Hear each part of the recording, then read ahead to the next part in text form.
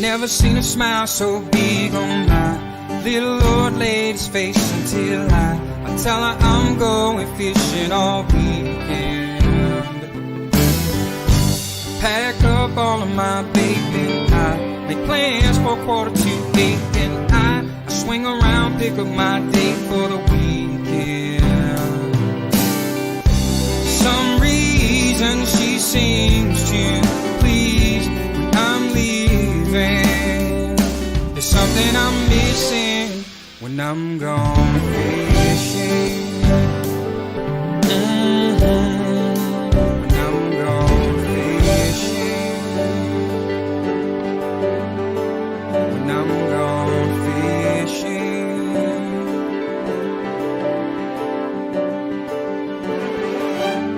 Yeah, baby. Yes, sir.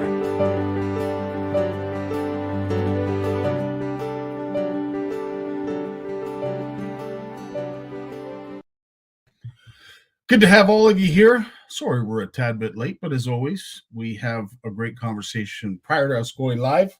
And there's going to be some interesting topics that we're going to be sharing. I know Lawrence is chock full with some news.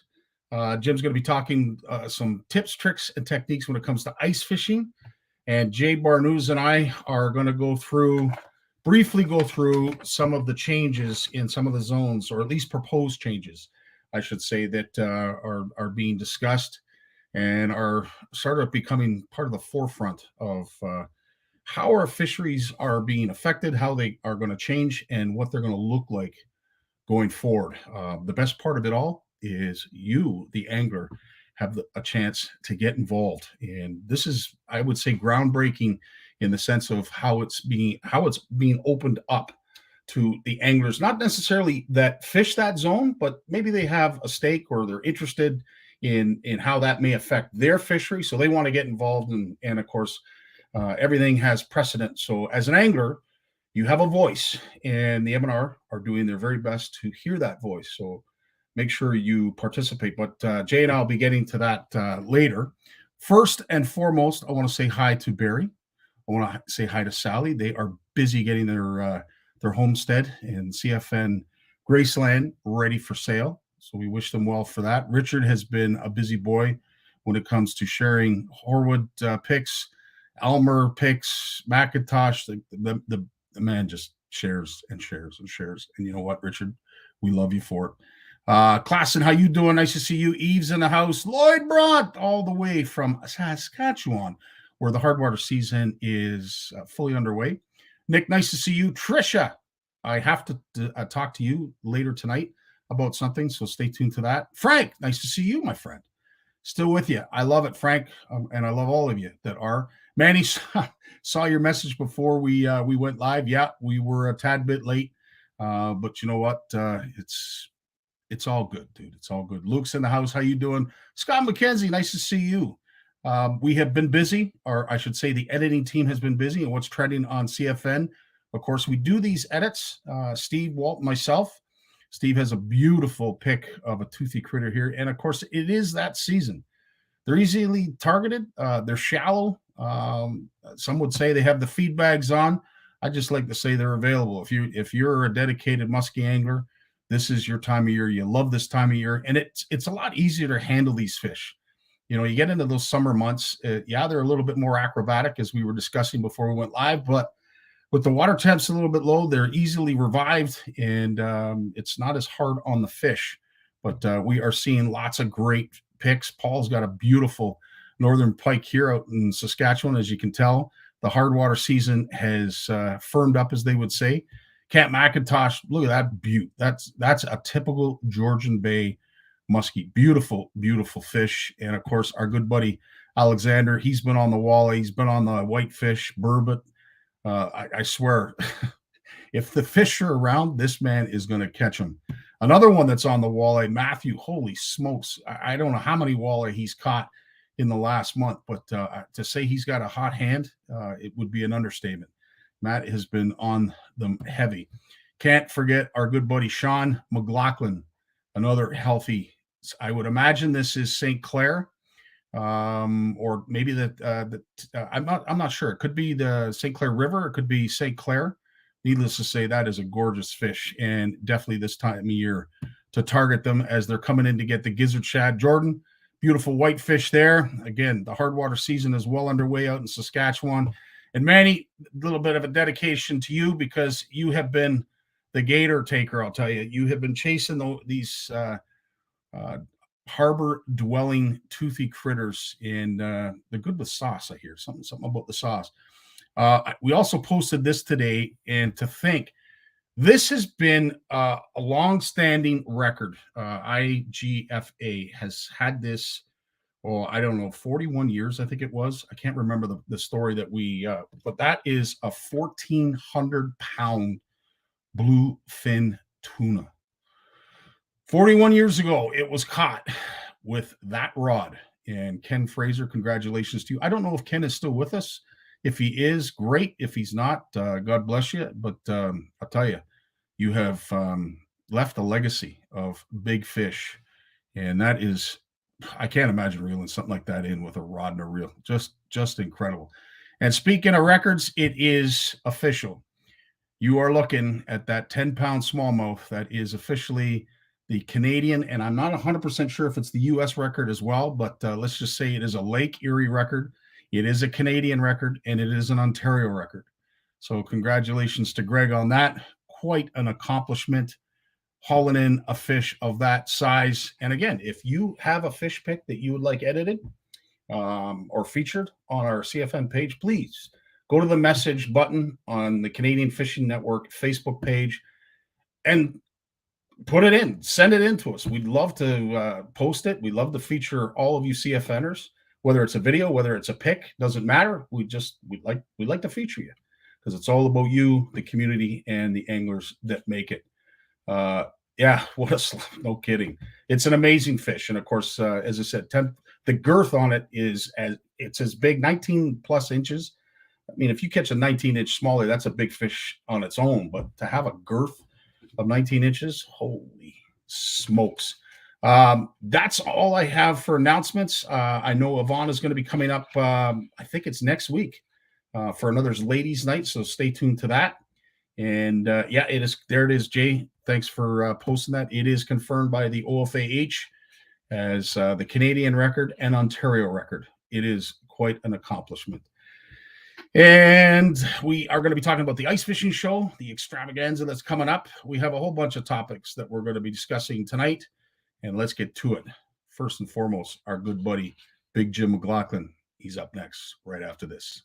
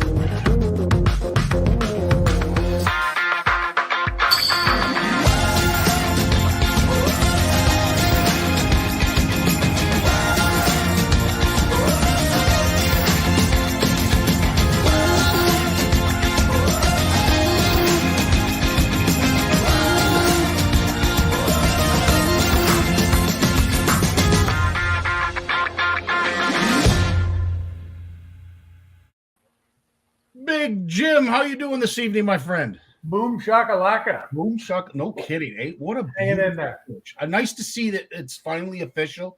It is a Canadian record. Yes, it was Yeah, I caught, saw that. Yeah. but it's a Canadian record that we should all be proud of. Oh, yeah. What a fish! What a fish! I'd like to catch it. No kidding. And stay tuned, folks, because we will be taking some of the answers that were provided last week in a post, because we want to know how old it is. They haven't decided or determined how old that fish is. We're going to be running a contest, and we're going to make it worth your while to put one answer and one answer only in the comments, and hopefully you are correct. We will spin if there are multiple right answers, but stay tuned for that. Jim, it's all you, baby. What are we talking about tonight? So imagine that fish. Now, the world record is 11 pounds, 15 ounces. So imagine adding another 2 pounds to it. Incredible. Okay. Incredible. You know, it's pretty incredible. That fish, actually, Dave Chong's fish that was 8-something there, the dimensions are almost the same. I think we mentioned that last week. Yeah. They're almost the same. They're like a 1/4 inch difference. So that just goes to show you that a little bit of that, it makes all the difference. 100%. And, Jim, being out on Lake Erie this past weekend, it was amazing to see the gluttony that is currently going on with these fish. As we pull these perch up, the amount of shiners and gobies that are being spit out of their mouth. And I carved up a few and took them home and fed the family. It was amazing to see their bellies just chocked full of forage, fish, whatever the heck it was they were eating. It's that Lake Erie, I can't say enough. Well, the water's still warm too, eh? Water, believe it or not, 56 degrees, Jim. I was stunned. Yeah. As I told you before we went on, Greg was telling me the water down here is now just hovering in around 50. Yeah. So it's still got another 5-7 degrees to go down before it's like absolute game on for the walleyes. Yeah. Yeah. When it really is as good as it can be. So. Incredible. And they had a tournament this past weekend out on the bay, Coney, speaking of which, and I haven't heard much in terms of who won, how many fish were caught. Yeah, they had it on several things there, though it was not spectacular by any means. Wow. Not spectacular not like, it's not even close because they're fishing the same waters. And a couple of the people I saw, they caught the fish out in the lake. Is where they went out to. They've had the odd day where they get going, but nothing really to write home about, eh? But it's yet to come because Greg had canceled with us there, postponed us till Wednesday, and now he's postponed us again because Wednesday down there they're supposed to get like 10-15 centimeters of snow and a 25 north wind. Oof. So if you're fishing the Bay of Quinte, yeah, that can get pretty savage. He'll put up the shelter, the top, and everything, and got the heaters, so you're in there fine. But trying to use the GoPros and film anything, you got to wipe them, and it's not like in the summertime where you wipe a lens and immediately it dries. At this time of year, you wipe the lens, and then it just looks like a special effect for the next 10 minutes. It's so true. But we're talking before we went live about some of the forage fish that these walleye are chasing, and of course gizzard shad, they're in pretty thick right now. The muskies in the St. Clair and St. Clair River, they're feeding on those. At the end of the day, and you've always said it, it's not that they don't feed throughout the course of the year, but it's a lot easier and more advantageous for them now to come into the shallows, as most of the fish are. They're congregating, they're schooling up, and they're prime targets for any. Well, a lot of the bait fish, I don't know. I'm not a science guy like that way. A lot of them spawn in the fall, so they're grouped up and they're easy targets. Yeah, you put 100 million fish on top of a flat. Well, the rest of the fish in the lake somehow have this hardwired in them. They know to come there. And this is true, right? Like, I mean, as I said, those Bay of Quinte walleye have been known to go across to the American side. Oh, they do. They circle around for the summer. Yeah. They go over by Carlton Island, all along in front of Chameau Bay and everything, come right back across, and they come in. And the picture I showed you last week on my phone, that was well out in the lake on a bit of a shelf that's out there. It's one of the spots where you can get good smallmouths in the summer, like really good ones, big fish, because they're away from the shore. They don't get bothered. Yeah. And the walleyes, but they were down 60 feet. So we're not fishing for fish in 60 feet of water, because there's nothing worse than pulling up a 32-inch walleye with its swim bladder out its mouth and its eyeballs looking like it came from the bottom of the ocean. I will not do that. and I don't condone it to anybody. It's No, so it begs the question, of course, with these tournaments that are in the late season like this, and those fish are as deep as you said they were. You wonder if anglers are like yourself and I, and don't target that. Like they'll fish. Oh no, a lot of the guys don't. I didn't see any bulging eyes from Yeah. the photos on the weekend. A lot of these guys have a lot of respect for the fish. And plus, there isn't a lot of walleye tournaments in the fall, really late. And if they are, they're on waters like Lake Erie and stuff like that that can really support that stuff. Because they have this massive charter boat business. I mean, when you look at the charter guys on Lake Erie, some of them are doing 2 and 3 charters a day. Yeah. And I mean, they got 6 guys in the boat, 8 guys they can take. Yeah. And they bring in a limit for everybody, and they do that twice, maybe even 3 times in a day. When things are hot, I've been told. I know lots of guys myself. I know for fact that they do 2 charters, and they fill it out because they do that on the Ontario side too. It's pretty wild that water can support that. It blows my mind, Jim, honestly, because there's a commercial element as well that we don't sometimes think of or factor in. And of course, they usually come home, with totes full of fish and big fish too. But it is an absolute remarkable fishery. And the one thing I will say, there is no shortage of food. There's tons and tons of food for them. Well, you remember a few years ago they were talking. They thought that the walleyes had somehow decimated the perch. Yes, and it was actually just this past year, if I'm not mistaken. Yeah, it was a couple of years. I think it was since COVID, and all of a sudden, out of the blue, I think just had a year where they didn't get on them. I don't know, but because perch that are 10 inches long didn't just appear.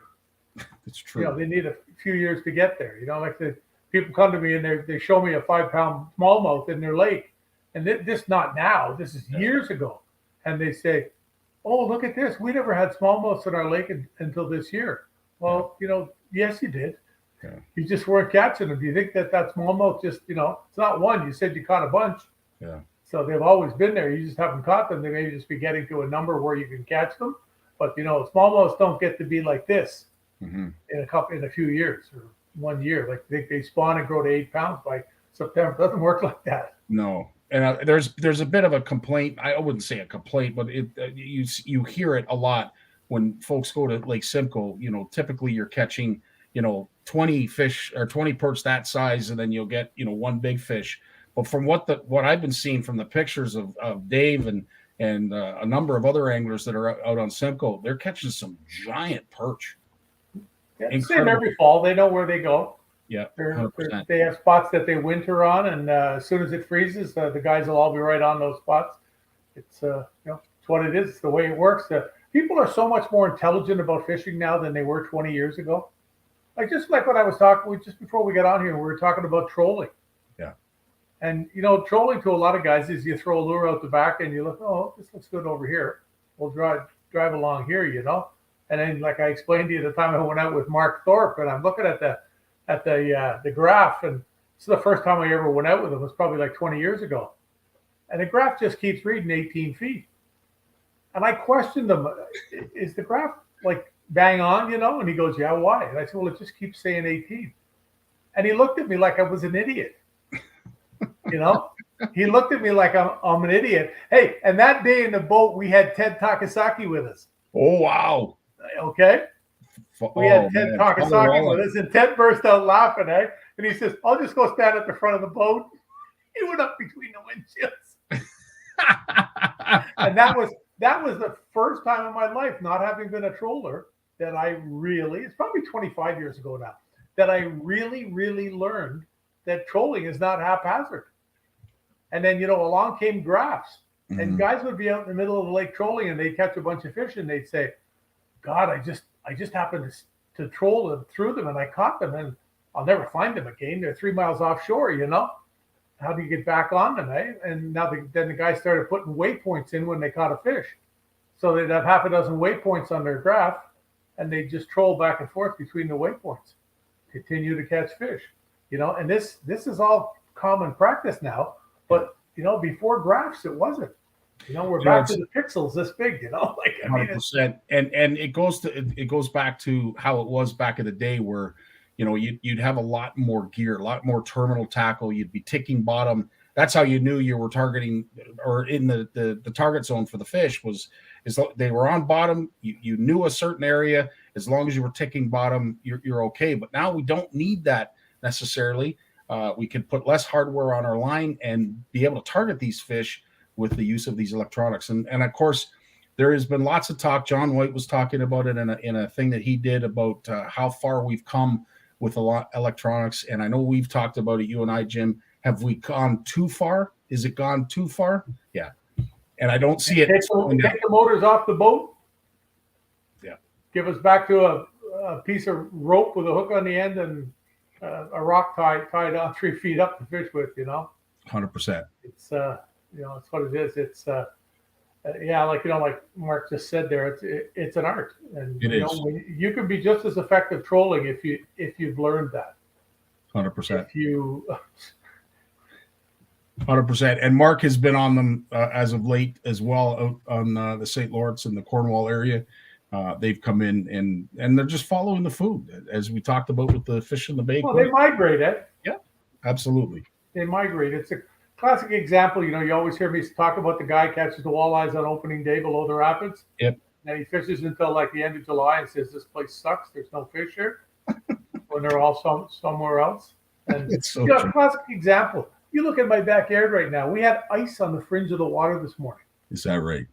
It was -6 here this morning. Oh, wow. And it was the ice was this far out. I had to go into Perth this morning really early. Big Rito up in the shallows, there was ice. You could see, the way when you get that white ice, the way the water drops a touch.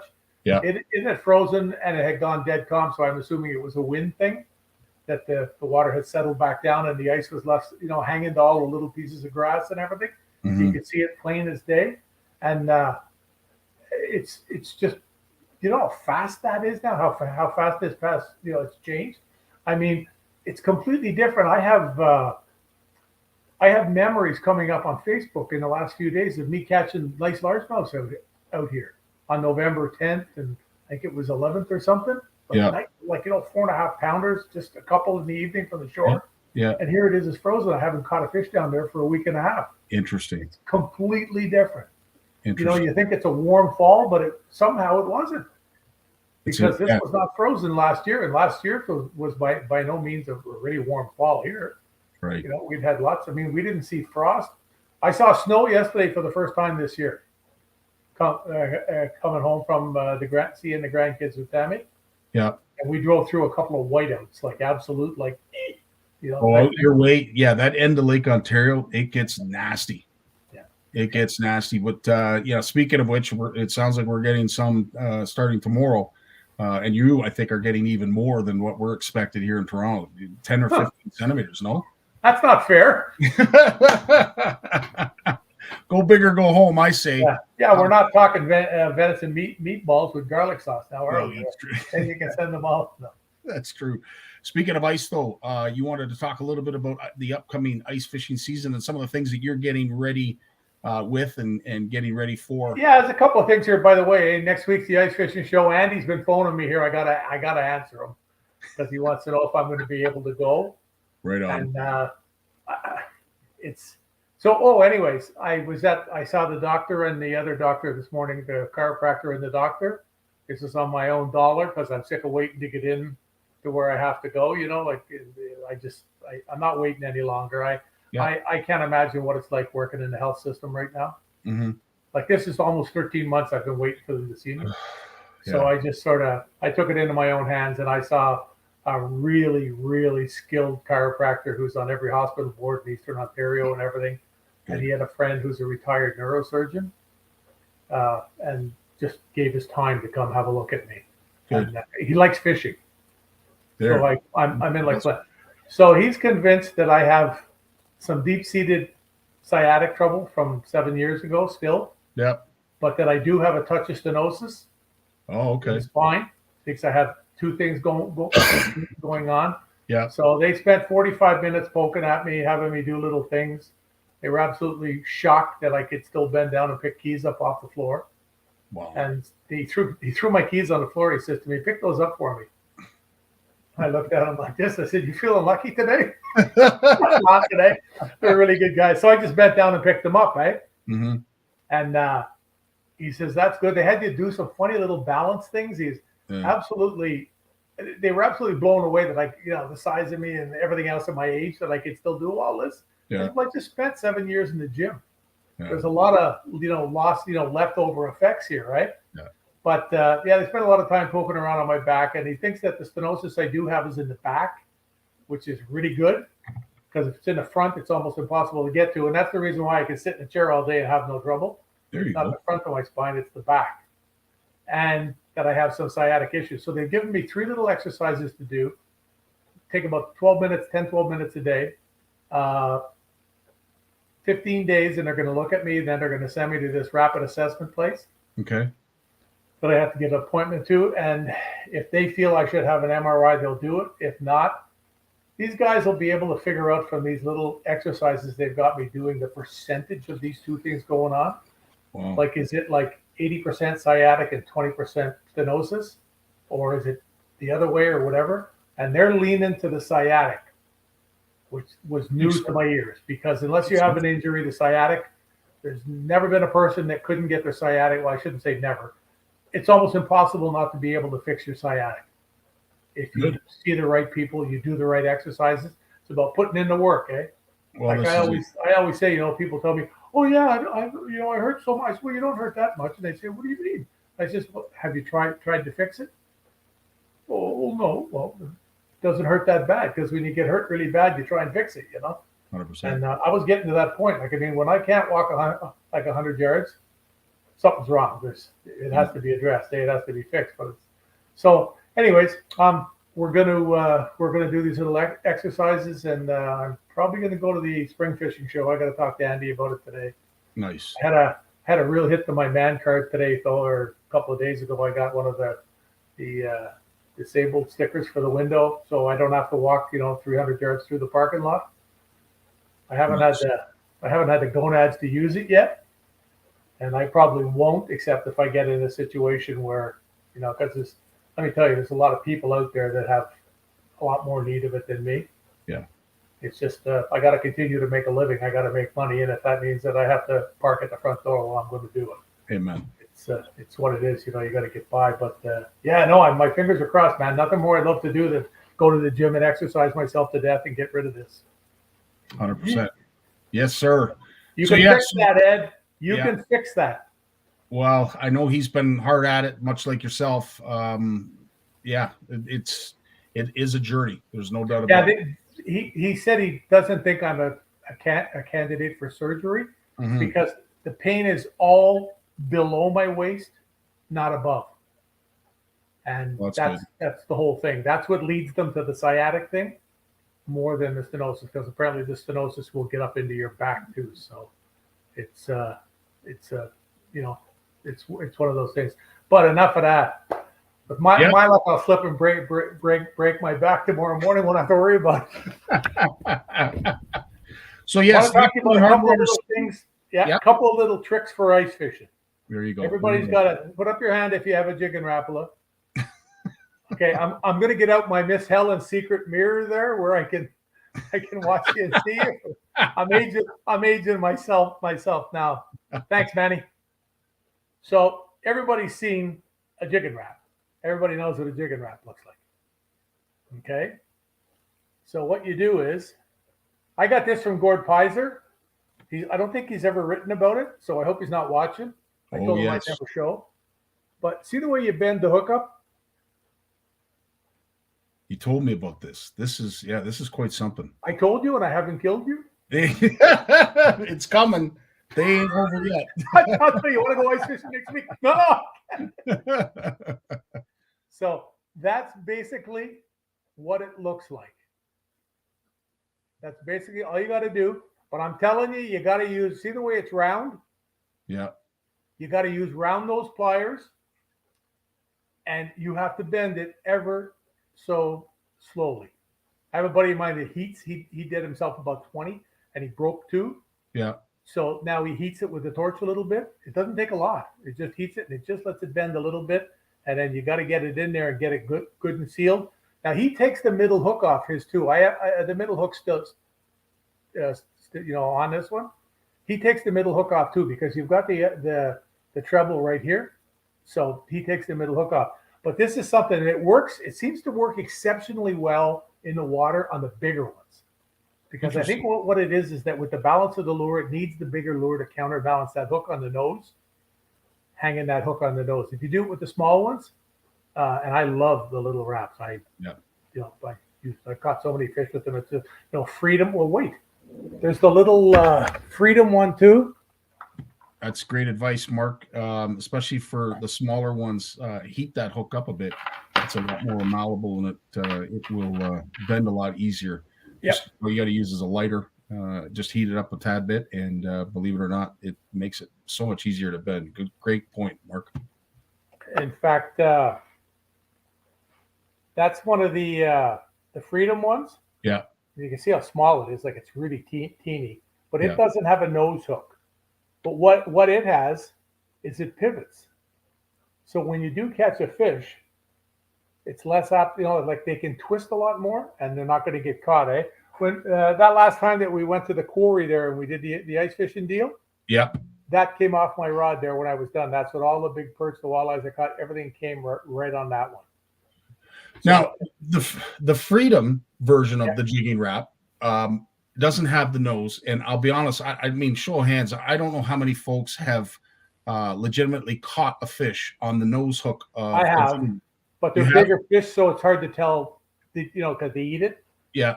That's, it's like it's inside their mouth. Like down in the Bay of Quinte, we used to use the blue and silver ones. Right. They were number 9s. They were the biggest ones that they ever made. And they'd get them wedged in their mouth sideways, and they wouldn't even be on a hook. It would just be wedged in their mouth sideways. I saw that several times in my life. But it takes a walleye, it's like, 8 to 10 pounds to start getting that wedged in its yap, but they would do it, eh? Because my point of it is it's great to switch up that front hook, because like outside of those circumstances that you just described, I don't really normally catch a lot of fish on that front hook, and to dress it up with that treble, I think is brilliant. It's a great. And you see, a lot of people don't realize that a jig and wrap's the biggest selling lure in the world, and it's not an ice fishing lure. Yes. They use it ice fishing. I go over to Mississippi Lake here, and it blows people's minds. I tie on a number 5 or a 7. You got to fish it on mono in the summertime. You cast it out like a jig. You let it go to the bottom. You reef it 3 or 4 feet. You let it go down again. Mm-hmm. You reef it 3 or 4 feet. You do that in the summer. You see Al Linder doing that all the time. Yeah. And they just loading the fish. It just triggers them. It's like rip jigging. Yeah. But because of all the hooks, you can do it with a bucktail, but because of all the hooks, you have to do it out more in the open. But I know a lot of guys that take the treble hook off right away. They just pop it off. It's gone, right? And I think they have a new one now. I forget the name of it. Rapala has a new one now, though, that has no hook on the nose. I forget the name of it. I was just talking to guys about it the other day. Oh, you know what? Yes. I can't. It's Shadow Wrap. No, that's the crankbait. If anybody knows, put it in the comments. Yeah, somebody will know. Because I picked up on that. What size treble? You can see how big that treble is. It's big. A good size one. Yeah, absolutely. Yeah, it's probably a 4, I think. Yeah, probably a 4. But you can see how big it is compared to the one in the middle.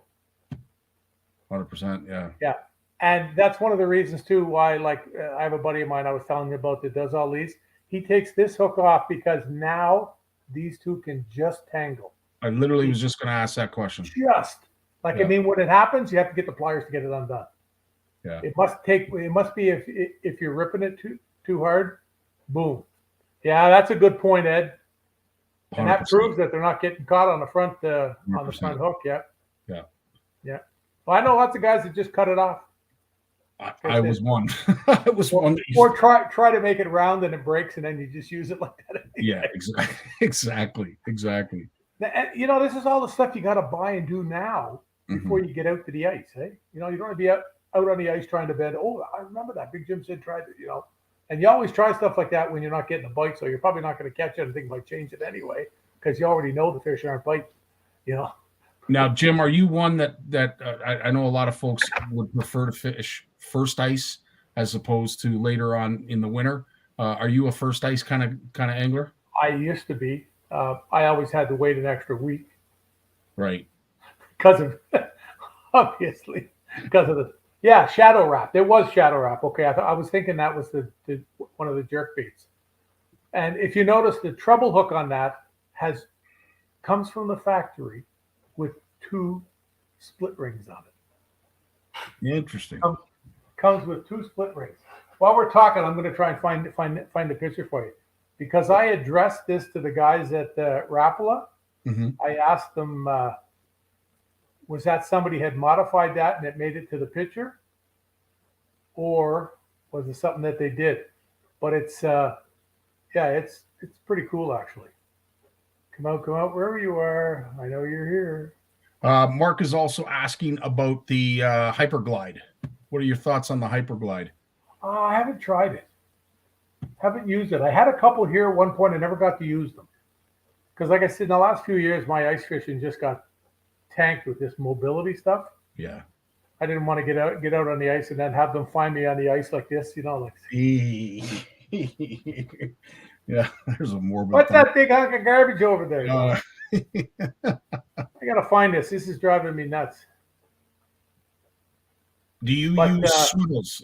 Tony's asking, do you use swivels on your jigging wraps? No, that's one of the reasons why I would use a snap. My VMC snap. Yeah, I would use a snap. That's one of the reasons why I like the Freedom ones, is because they have the swivel, because the hook is hanging on it can go around in circles. It makes a huge difference. Yeah, they've really exploded, Freedom Tackle, when it comes to ice fishing gear. Those guys' minds are wide open, and what's really cool about it is it's a Canadian company. That is, yes, 100%. That's part of American Baitworks now, which is pretty cool. It is cool. Is that it? No. Oh damn! I'm looking here. I know I got it right here. Bugger. Come out wherever you are. Hey, look who was out catching fish on the weekend. Is that Gord? Or is that Bob? Bobbo, that's Bobbo. Yeah. Right on. Look at the size. That's the marketing guy for Shimano. Look at the size of the fish. Biggin. That's a big one. Absolute giant. But Bobbo. That's a fish from up north. Yeah. So it probably weighs like 5 or 6 pounds. When if it was from Lake Erie, to be an 8. Yeah. Or maybe not 8, but 100%. 6, 7 would be a lot bigger fish. Now the other one I want to talk about is my old buddy here from Real Bait, Fergie Special.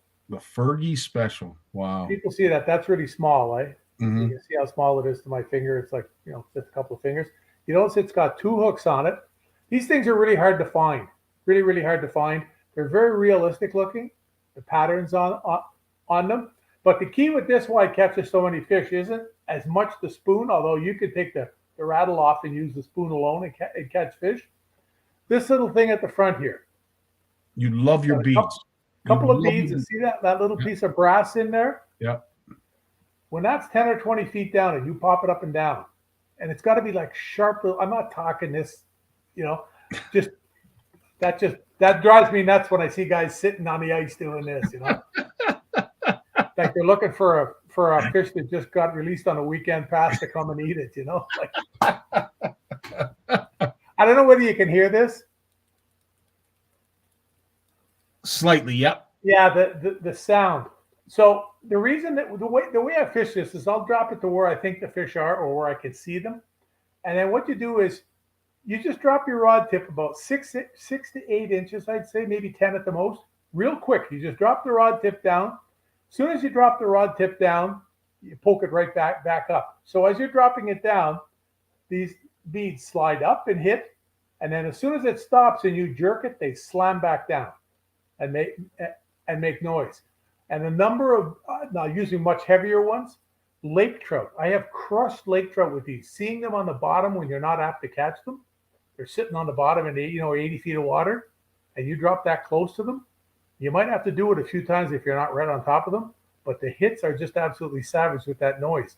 It brings it to them. And I have just caught so many fish with these things over the years. They have never caught on. It's one of the best kept secrets that people try and put out in public. It is. And It I've is had quite a so many speed. guys support those things, fish with them. Man, I got pictures of just like I even caught largemouths on them, like in 22, 23 feet of water, doing the old jerking thing, just like with the jigging wrap. Yeah. Yeah, I take the hook off the front and just pop it and let it go to the bottom. Give it a quick pop, let it go to the bottom. Would And it's, you tip it with maggots or would you tip it with a minnow head? if I was vertical fishing for perch or something, yeah, or panfish, crappies, I definitely be putting some maggots on it for sure. Yeah. But most of the time, because of how violent these little jerks are, Yeah.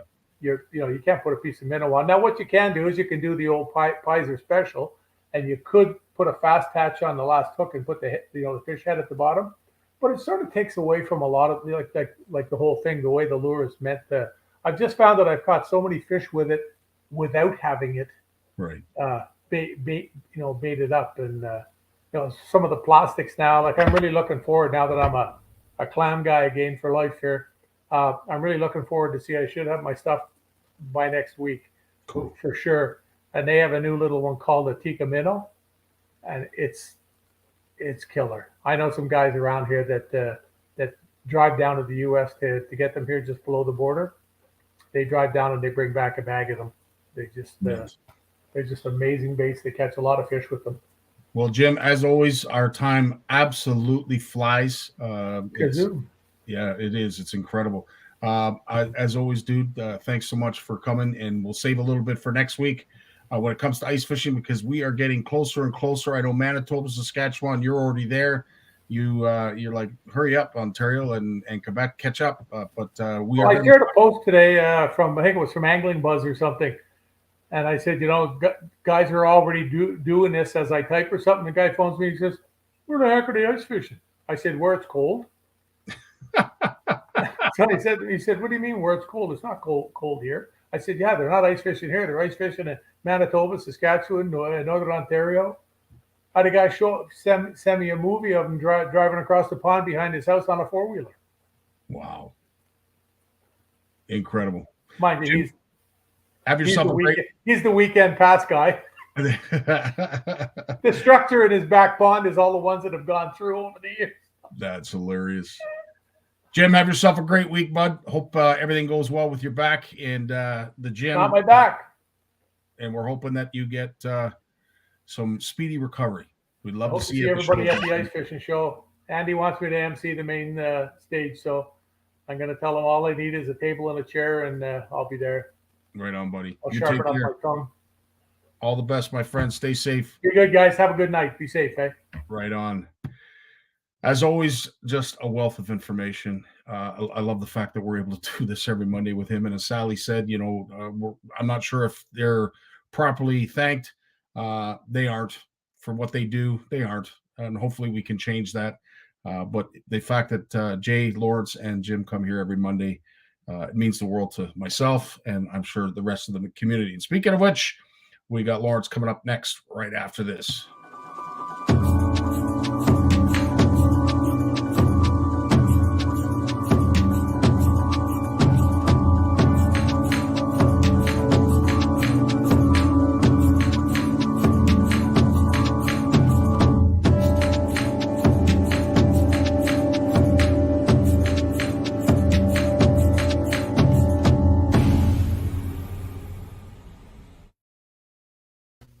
There he is, Lawrence Gunther. How you doing, sir? I'm doing well, my friend. Right on. And I know you've got lots to talk about, lots to discuss. I was listening to you get caught up on some of the stuff that you're going to be sharing tonight. So I know you were fishing on the weekend. I don't know if you want to start with that or if you want to start with some of your bullet points, but I'll let you take her away. I was fishing on the weekend, a day on the Ottawa River from Muskie, but you know what? It's been that temperature is still like hovering around 50. So the bite hasn't been great for the last couple of weeks, but they're thinking now with the water starting to drop in temperature, the bites should start to light up a bit. So I'm keeping my boat. I haven't winterized it and put it away yet. It's still out there. And I did mention that nice walleye caught. But before I talk about that, you caught my attention with your little comment there about Ken Fraser and his giant tuna. Yes. I met the gentleman. Did you really? Yeah, when I filmed that that documentary, What Lies Below, I interviewed over 80 different people, and not all the stories made it into the documentary. And unfortunately, his story didn't make it in. I met with him. We spent a nice day together in his home, and here's his book. And I don't know if you can see that. Yeah, yeah. With him I think it's him on the dock with the fish. Yeah, it's the exact same picture I shared. Is that right? And then a little inscription there on the front there for. But I only get books, fishing books now. If the author, if I meet the author, and then I'll buy his book and get him to sign it. That's hilarious. But what a fish! And it's been. I mean, I don't know. I don't know enough about bluefin tuna to have an opinion, but I'd like to think that's going to be a hard fish to match. Oh yeah, he said that was the second one he caught that day. He thought that for it to be a record, you weren't allowed to tie the line to the fishing reel before you spooled up. So the first one he caught, spooled him completely and swam away. Oh, no way. Oh, man. He said, so he spooled up again, or he had another one. I don't remember exactly. Like he had driven all night to PEI to go out fishing. And he brought his fighting chair and they put that in the boat and his rods, and they went out. The first one he caught, spooled him. And then he caught the second one. And he was pretty happy with it, but he didn't go in. He just hooked it onto the back of the boat, and he just drove around for the rest of the day. Probably, he said, for another 6 or 8 hours. He drove around looking for another one, and then they went in. And then when they hauled it out of the water and up on the hook, he realized how big it was, and he figures it probably lost maybe between 50 and 100 pounds just by not taking it out of the water, not bringing it back to the dock right away, just by dragging it around dead in the water for 8 hours. Can you imagine dragging around a 1,400-pound tuna on the back of your boat? Holy hell! Too big to bring in, right? They had doors in the backs of the boats and things like that at that point. So yeah, you had to lift it over the gunnel, and they couldn't do that. So they just tied it to the side of the boat and tied it off in the water and kept fishing. But what a beautiful man! And I'll tell you this. I don't know. I can tell you this because I know he's not around anymore. But his wife was just this little spit of a thing. And she was completely paralyzed from the neck down. Oh, just carry her around and put her on the sofa beside him. And she was completely articulate, completely, fully competent in every way, but she couldn't use her arms or legs. And he took care of her. He owned a campground in Nova Scotia when I met him. And he took care of his wife full time.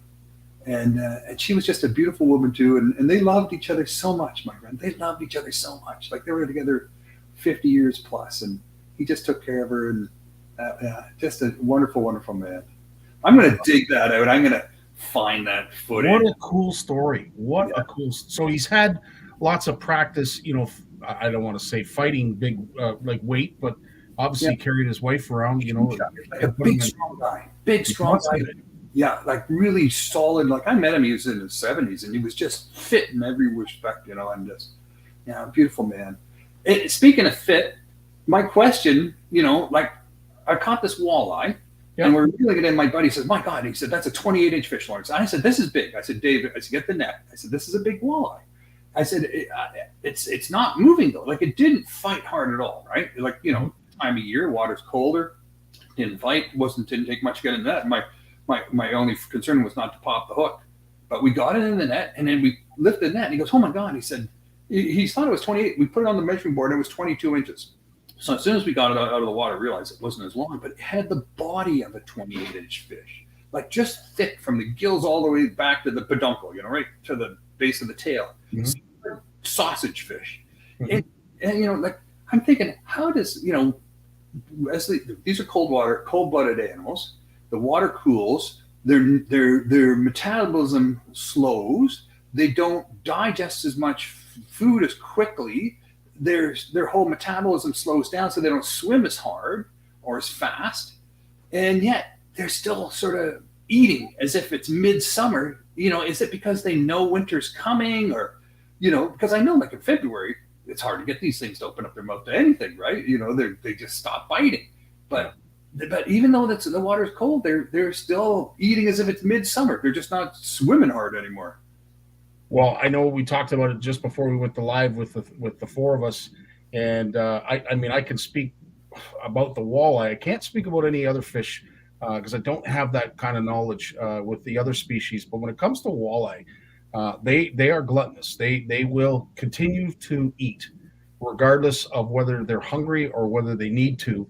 But definitely, what happens is the water temperatures start to cool, their metabolism slows down. But it's like if I were to go to the gym for 6 months and then and eat like I'm trying to, gain muscle mass, and then all of a sudden I decided not to go to the gym, and I continue to eat like that. Of course, I'm going to swell up pretty much like I am now. But when it comes to walleye, water temperatures basically have to get to that specific temperature before they completely stop eating. But they are extremely gluttonous, and they are always have the feed bags on. As Jim will attest, whether it's spring, summer, or fall or winter, walleye will eat and continue to eat as if it is midsummer. The difference is they're not chasing fish as much in the winter because of the colder water, so therefore they're not spending as much energy. If it's a female walleye, she's continuing to eat, obviously, to produce the eggs, because that's where she gets the energy to do that.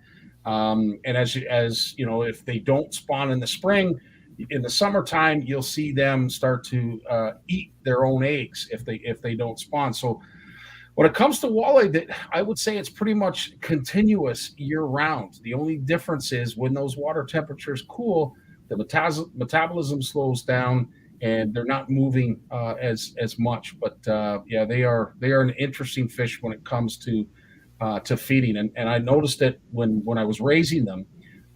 If you had a different size fish within one of the ponds that you were growing your summer and fall fingerlings, look out. As soon as you saw that size discrepancy, they would cannibalize everything else that was in the pond. And if you didn't get those larger walleye out of those ponds, what would happen in the fall when you went to seine it is you'd end up with a baker's dozen of 12-inch walleye. It's incredible. They are an incredible eating machine. I would say it's probably similar to that of salmon and some of the char species, but their growth rates are obviously different depending on the species we're talking about. But when it comes to walleye, man, they don't stop eating. I love your answer. I think there's so many variables here, right? There's their appetite, there's their metabolism, there's their heart rate, their water temperature, access to food. Do they know winter's coming? Because that's always been the lore, right? It's they're strapping on the feed bag because winter's coming.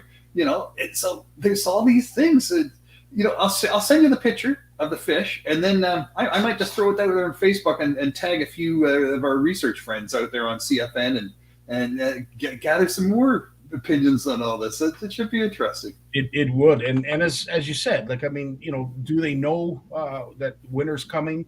No, but what they do know is the spawn's coming. Now that the water temperatures are lowering, that flicks a switch for them to say, okay, I got to continue to eat because I got to produce eggs, especially the females. The males, their reproductive organs don't take as much energy as the females do. And depending on that size of female, anywhere between, I think it's 50 to 65,000 eggs per pound. So you get those big 10-pound hens, they got to eat a lot of food in order to produce, 500,000 eggs. So, they're an interesting fish. Love them. As everybody knows, I love my walleye. Well, you certainly know a lot about them too. Holy mackerel, I just got schooled too. Thanks for that, man. I can't take all the credit because a lot of that information came from a lot of hatchery aquaculturalists down in the States. I learned a lot through them. Our own M&R, there's a wealth of information that they're willing to share if you're willing to listen. But all I did was read, and I was like a sponge back then.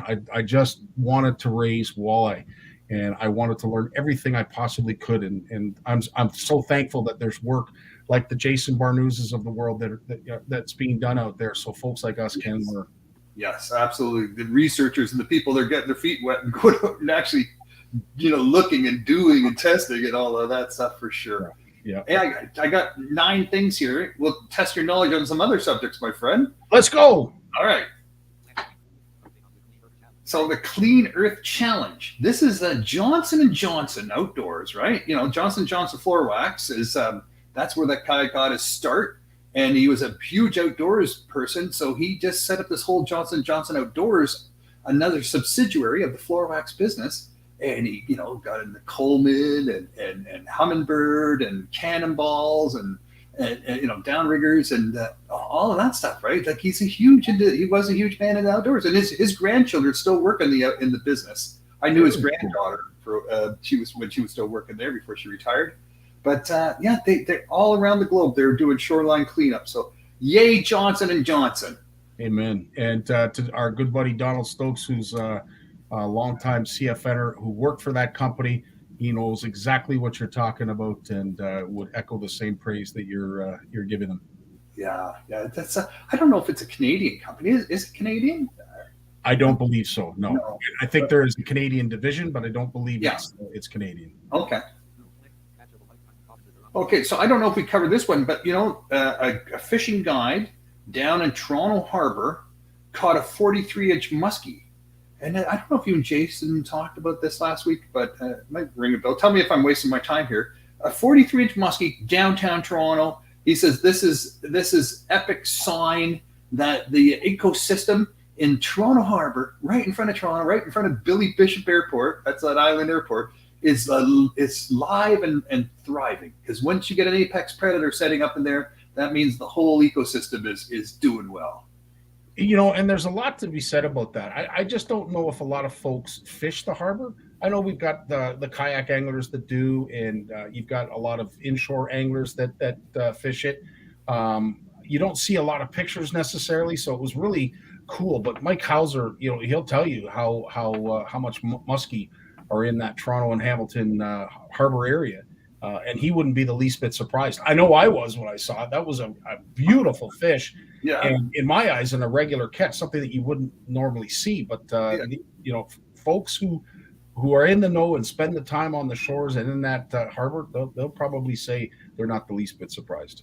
Well, I know the Toronto Conservation Authority, they spent a fair bit of time setting up one of their fishing nodes there on the islands, right, where they created a natural habitat in the water for fish and an fishing access point out there. So yeah, it's neat. You know, when you build the habitat and you protect it a little bit, the fish will come, and then you've got nature right there in Canada's largest city. That's so cool. It is cool, and I'm sure this ties into your next bullet point. Let's see.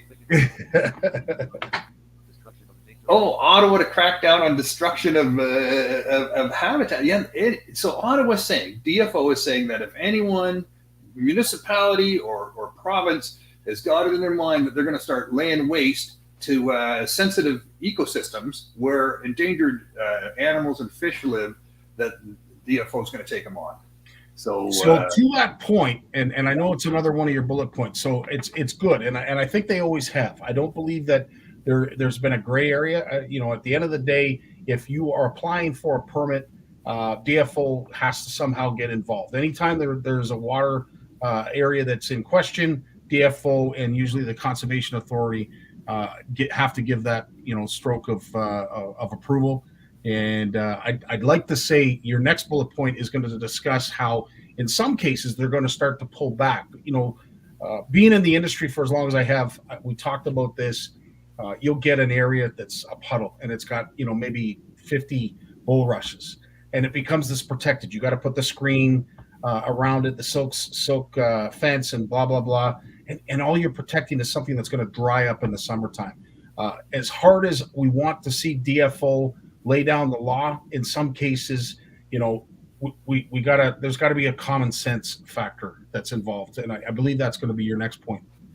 No, we were talking about that, and you know, they are, like, I was just reading, they just came out with 6 new clarifications of human habitat interactions, like culverts and dried stream beds.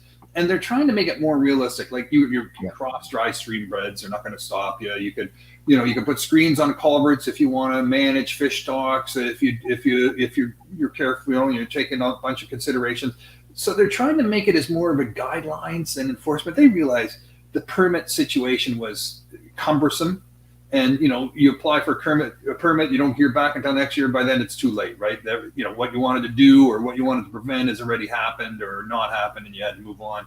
So it's more guidelines, and they're saying, and they're a little more iteration on what they want the outcome to be instead of being so prescriptive. So they're moving forward, I think, and educating people and trusting people. That seems to be the way they're going, and less of a sort of a big brother kind of heavy-handed approach. I think that's a breath of fresh air. Yeah, we'll see if it happens, eh? Yeah, 100%. All right, what else we got here? Oh, yeah. Okay, so DFO has reviewed Cook Aquaculture. They were one of the biggest salmon farm operators on the East Coast, and they wanted to set up in a bay in Nova Scotia, Liverpool Bay. They wanted to put in millions of Atlantic salmon in there, and cage culture, Lawrence, pens, yeah. And they're saying, and DFO is saying, probably not going to happen because the impact on Atlantic salmon and lobster. They always want to set these pens up in river mouths and protected bays because these pens get destroyed out in the ocean, right? When there's a storm, they just get ripped apart and all the fish escape, and there goes all their profits. So they put them inshore in these shallow bays where where the female lobster goes to lay their eggs, and you can't. They're not going to go in there and lay their eggs when those things are filled full of sewage, right? From these. Well, and I don't want to point out the obvious, but have we not learned from what went on the West Coast? I guess not. I guess. No. You know what? It's again. You were talking. These lobster fishers on the East Coast. One guy, one boat kind of thing. One entrepreneur versus a super giant company. And a super giant company can get all sorts of lobbyists in there and say, look, we're hiring all these people, and give us some money, and we're going to hire more people and build more fish processing plants, blah blah blah blah blah. And and politicians, they fall prey to that. So it's nice to see that there's more rules and more science starting to get in the middle of that policy and politics and. Well, I think I would ever speak for DFO, but I'd like to think that they're going to want to tread very lightly when it comes to this with what happened out west. Mm-hmm. No rash decisions, certainly nothing that would be considered anything but on the up and up when it comes to a decision. I'm sure there's going to be a lot of consultation. They won't just make a decision to allow this without consulting the stakeholders. As I said, I would like to think that the DFO is once bitten, twice shy. So I can't imagine that they just allow it without a great debate. Well, exactly. And this government has has promised that they would try to clean it up. And I just looked at, and down in the United States, and they have a pretty aggressive, ecological friendly kind of system for managing fisheries. And they just came out with their new aquaculture standards and guidelines. They're not kicking fish pens out of the ocean, right? But they are taking it to the next level and saying, no, you can't put a fish pen on top of lobster, spawning habitat, or in the mouth of a sensitive river where salmon swim by, Well, here's the reality, Lawrence. You've shared it with us numerous times. We catch more than we need, and we catch more than what can sustain. We need to fill the gap. There is a diet for fish, whether it be two-legged mammals or four-legged animals. There is a need, and we have to find a way to feed everybody.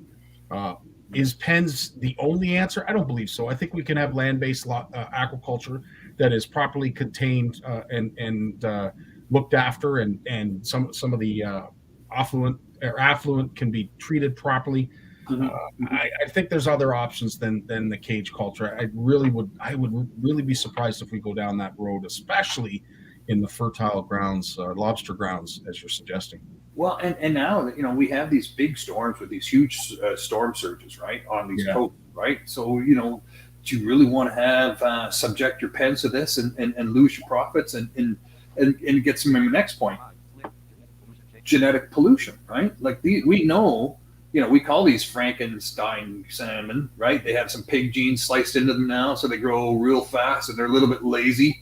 And they're I think a 30% faster growth rate for these Atlantic salmon they're putting in these pens. Yeah. These things get out and mix in with the wild salmon, and they're supposed to be no sterile, these frankenfish, but we've heard that before. We all watched Jurassic Park, right? So 100%. And not to mention, we have shark that are being, well, I think they've always been there, but they're starting to show up shallower and shallower. And I would like to think that they would probably target some of these pens and start ripping these cages apart to get it at a free meal. So again, orcas are breaking into them, like up on the northwest coast of the Pacific. The orcas are smashing into the pens and emptying them out.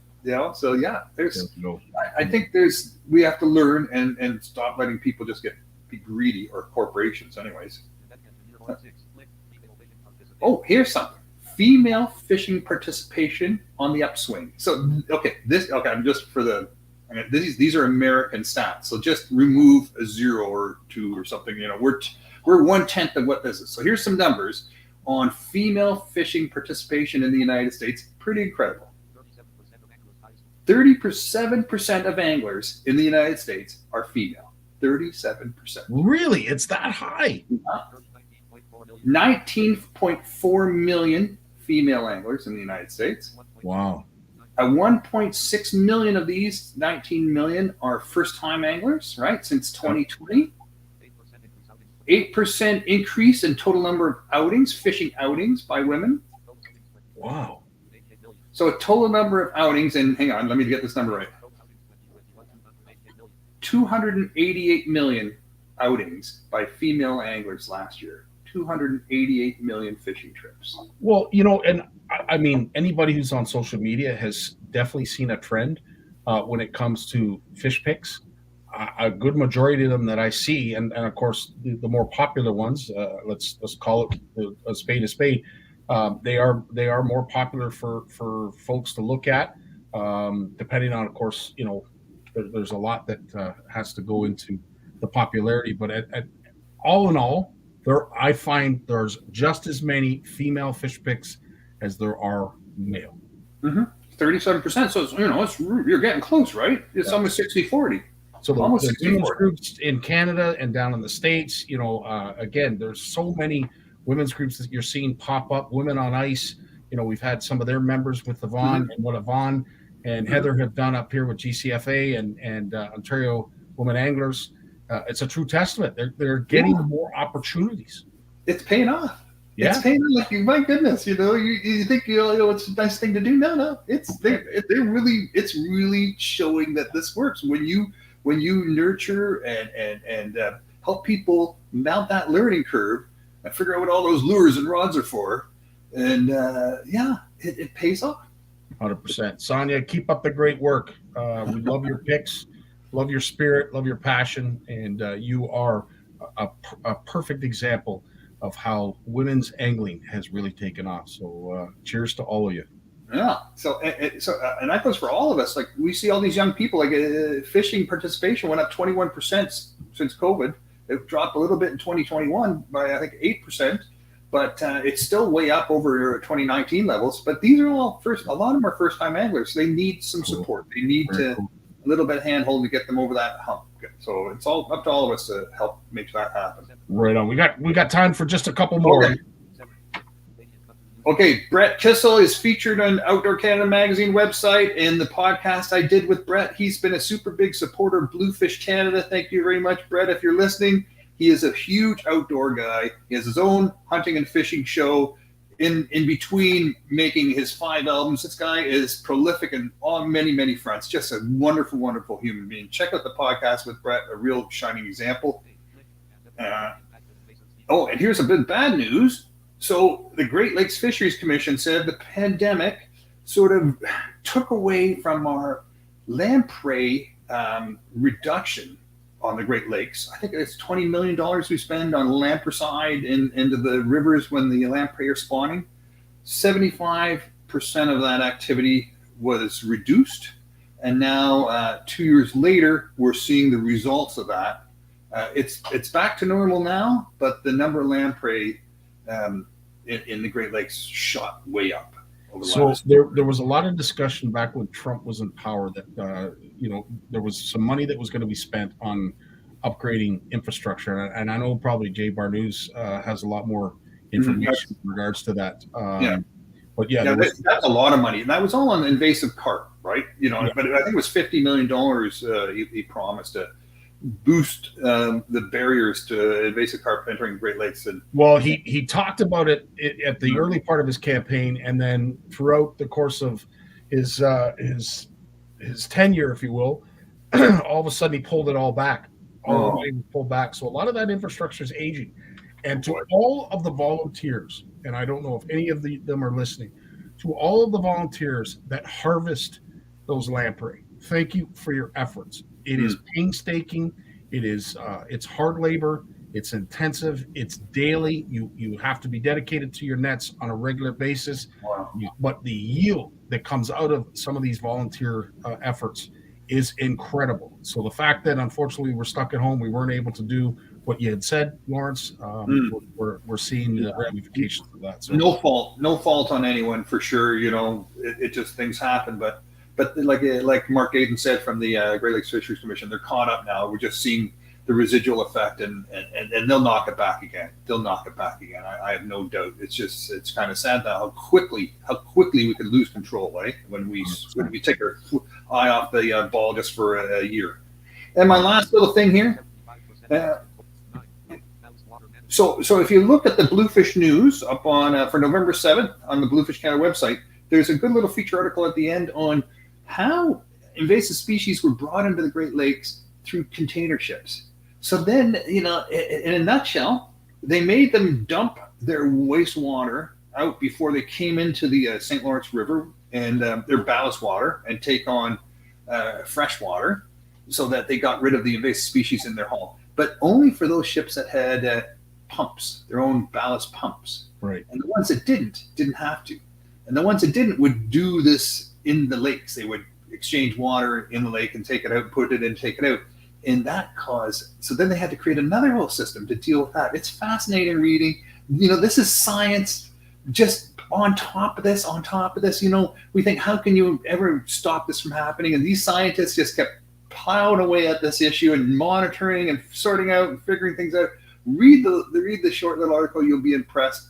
And this guy is a scientist from Anthony Ricciardi, professor of biology, McGill University. So thank you, Anthony, for all the hard work you're doing. Absolutely. And, I think a lot of folks didn't realize that. So I'm hoping everybody listened. That's exactly where these invasions came from. And there was a lot of gray area, and things weren't as restricted as they are now. I'd like to think they're a lot more restrictive. I don't actually know what's going on. So, it's impressive. It's impressive. It really is what they've managed to accomplish in terms of the rules and guidelines. They've really got it under control to a large degree. Check it out. We definitely needed that. And George Morgan, who in the background, Lawrence, you don't realize this, has been sharing a lot of stats in regards to angling in Ontario and across Canada in the increases that we're seeing. So, George, as always, dude, thanks so much for sharing that. And Lawrence, I want to bid you farewell only for a week. We're going to see you back here next Monday with even more bullet points. Thanks so much for keeping us up to date with the news when it relates to our fishing and our Canadian fisheries. We can't thank you enough for all you do. My pleasure. And thanks for giving me the opportunity. And have a good one, you guys. All the best, Lawrence. Have a great week. As always, just a wealth of information, and it's only going to get better with Jason, who's coming up next. So here is a word from his sponsor, and we'll talk to him next. Want to know the difference between power bait and other soft plastics? Ask the fish. Berkeley scientists have thousands of flavors tested on thousands of fish. Natural, man-made, every bait that's ever hit the water. No matter the shape, size, or color, power bait is the only one that is scientifically proven. Fish bite and will not let go. I am going to leave it up to you, Jason. Where do we start? Because holy smokes, there's probably a lot that we could discuss based on everything that was brought up in those first two segments. Not to mention what we have to talk about in regards to some of the proposed changes in areas. Yeah, no, I agree. I think it's been a full show, and I say we just continue down the path and talk about some of the upcoming fisheries management reviews, because I think it's important for folks who want to become engaged. We can, some of the stuff that Lawrence was talking about is, is politically charged, right? And what's great in many jurisdictions, but especially in Ontario, is we as anglers can be actively involved if we choose with fisheries management development, implementation, and change. And I want to say it's not necessarily that they didn't want to hear from the anglers back then, and I might be wrong. Perhaps maybe they didn't. Maybe the anglers were far too passionate and weren't willing to listen to the science and understand the science to have an educated decision. So they thought, it's best just to leave them out of the equation. But now, I myself see a wonderful trend in that other direction, where we are wanting the anglers to participate and have a voice. And, I applaud the MNR for doing what they're doing. They have got a battle on their hands. I think when it comes to the state and future of our fisheries, they have to balance and take a lot into consideration. I don't envy them, but the fact that they're allowing us to have a voice, I commend them for that. Yeah. And I think there has been changes over the past, this is in recent time, in the last 10 to 20 years, where there's been way more public engagement with fisheries management decisions than there used to be.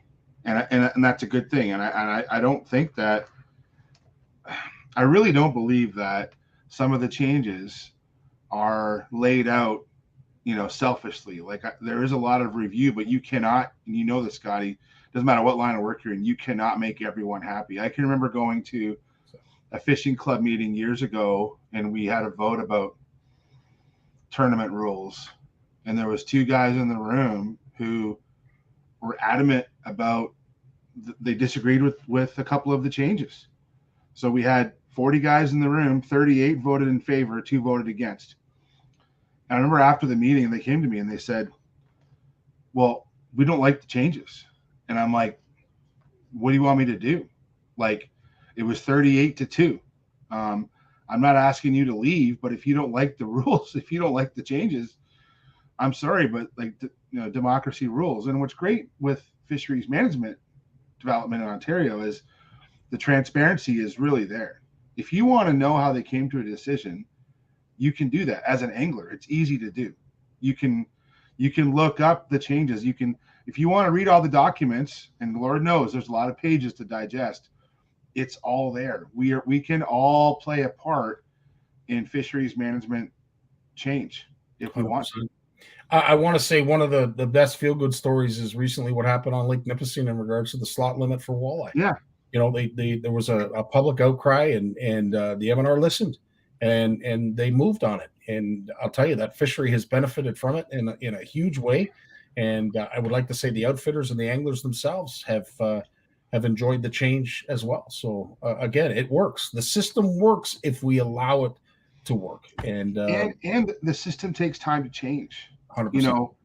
Fisheries don't change overnight. We're talking about, we talk about fish age on this show all the time. It's one of the fish aging is a fascinating. People don't realize how old some fish are, and when you want to see change.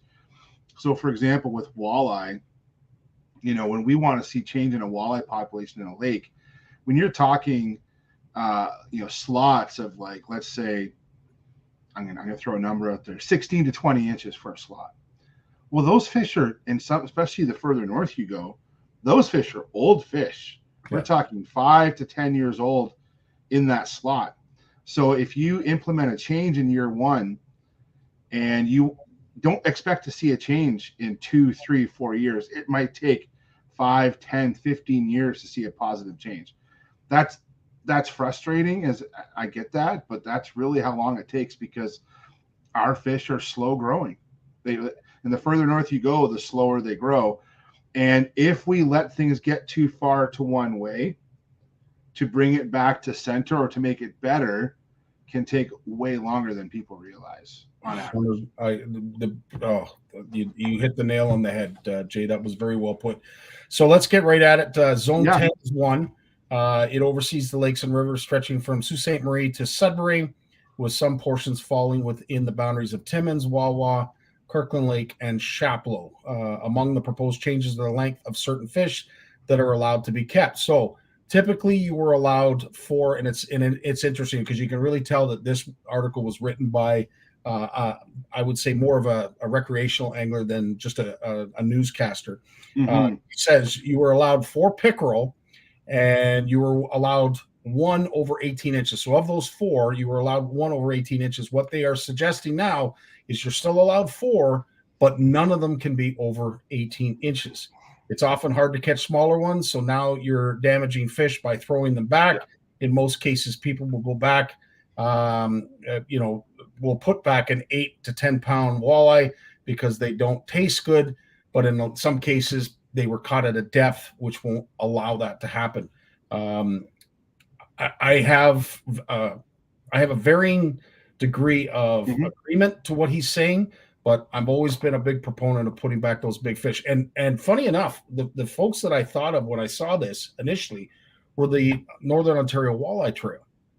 Typically that is how they gear their tournaments is the 3 under, 1 over, and you hope that over is bigger than the next guy. In this case, perhaps there isn't going to be that over. It's all going to be 4 under fish.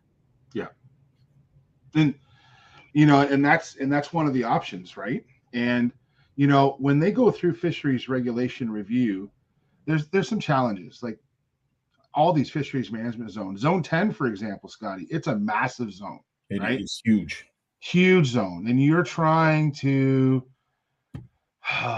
this is where I'm not speaking from experience because I'm not involved in the policy development, but you can imagine as an angler, like I'm gonna crack open a map here and I'm looking at zone 10. So you're an angler in Sudbury in your local lake.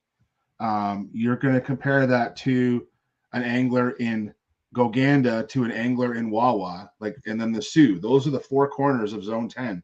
And think about all the different lakes in that area. Think about all of the different types of fishing in that area. And yes, there's walleye spread throughout that whole zone. How do you manage it to make it simple? You could go lake by lake. There's enough information for a lot of the bigger lakes in that zone that you could make lake specific regulations. But we've been told, that we don't want to micromanage the lakes because it's going to make it more confusing.